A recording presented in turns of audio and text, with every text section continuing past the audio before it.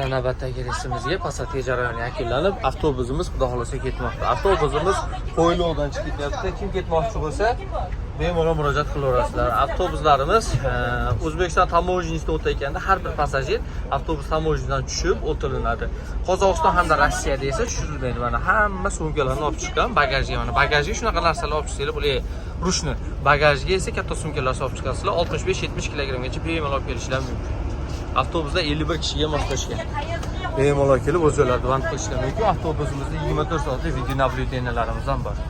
O'zimiz ham shu yerdamiz. Xudo xolasa yaqinda Moskva shahridan ishlarni amalga oshirishni boshlaymiz. Chunki O'zbekistonga kelish boshlanmoqda. Barcha yo'lovchilarni kelib Moskva shahridan jo'natishni boshlaymiz. Ketmoqchi bo'lganlar bemalol murojaat qilinglar. Layklarni aymasdan bosinglar. Kim ketyapti? Avtobusdami? Sizchi, siz birinchi marta ketdingizmi? Men birinchi marta. Yaxshimi? Yoqdimi sizga avtobus? Konditsionerlar ishlab turibdi? Mazza? Siz nima deysiz, opajon? Yaxshi, tavsiya qilsa bo'laveradi. Samolyot taqada, to'g'rimi? Akalar, ukalar. 4-marta, shunaqa. Qizlari bilan qochishga yo'q. Kim ketmoqchi bo'lsa, bemalol murojaat qilib o'z joylarini band qilishlar mumkin. Shunaqa gaplar mana.